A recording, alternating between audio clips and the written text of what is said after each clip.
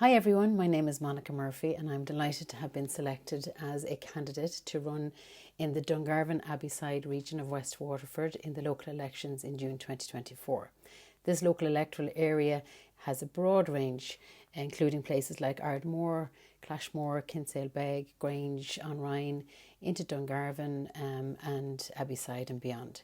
So at the moment I'm recovering from a hip replacement, so I haven't been able to get out and about quite as much as I would have liked over the last few weeks.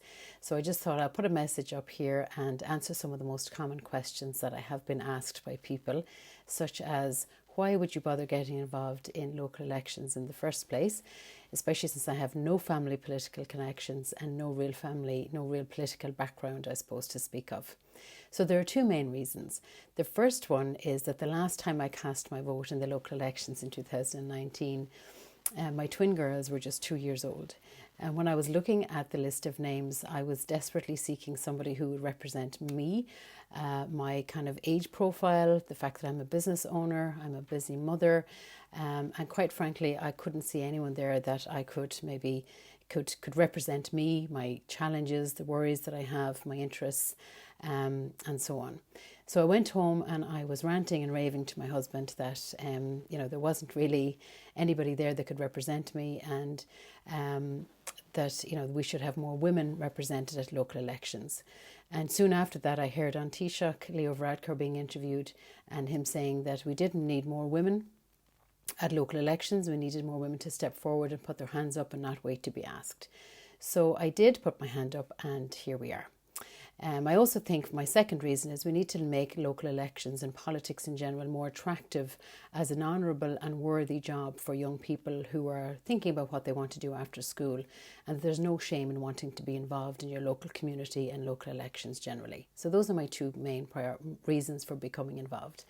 The second question people ask me is, what will your priorities be? What do you have to offer the people of Dungarvan and Abbeyside? So I suppose, first of all, I'm a very practical person. I like to get things done. I'm forever with a notebook and I write down stuff in my notebook and I do the stuff that's in my notebook. I started my own business 12 years ago, having started from my kitchen table with no funding, but just a burning belief that I could build a top-class training and development company, having worked in that area for 12 years beforehand. I have a degree in computer science, I have a master's in education, and I have a PhD on the topic of small business growth. So I now have an office in Cappoquin and I employ 8 people there in my business. Just about 3 years ago, I set up a second business called Comfort Clothing, which some of you may have heard of. And the background to that is that my father had had a hip replacement, as we are cursed with bad hips in the family. And he asked me if I could get him a pair of trousers that could zip up either side to make it easier for him to dress himself during his recovery.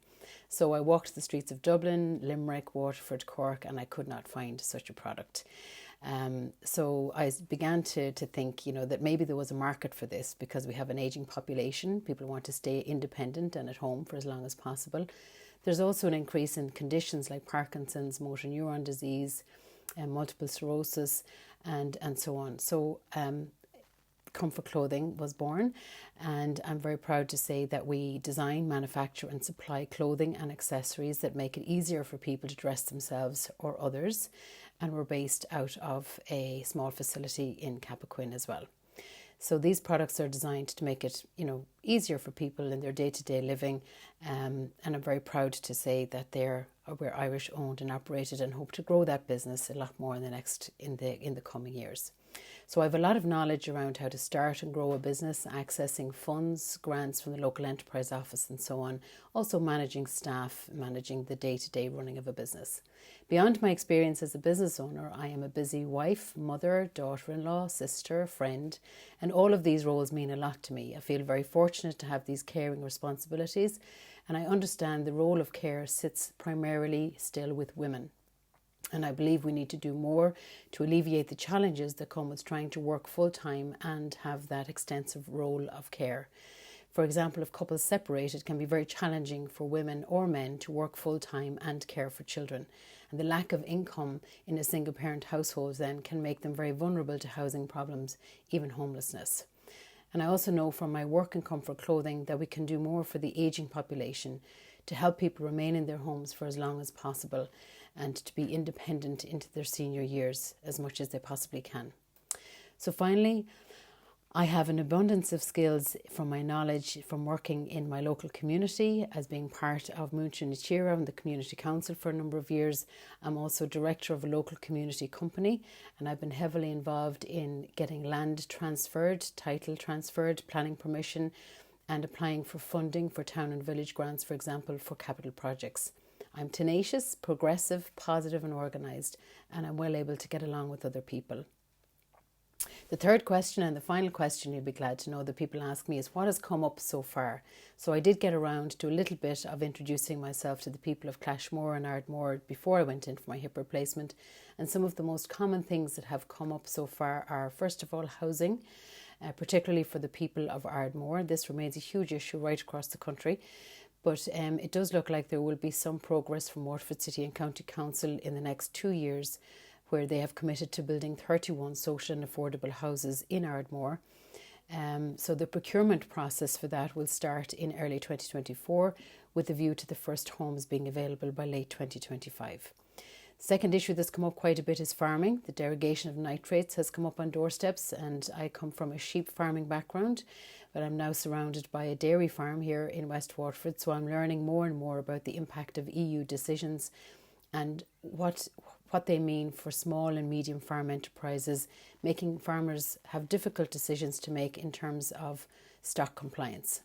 The third issue that comes up a lot on doorsteps is care. Children not having access to a bus to go to school, street lighting not being working for vulnerable users, or things like safe access to playgrounds. So I'm working positively and progressively on these issues.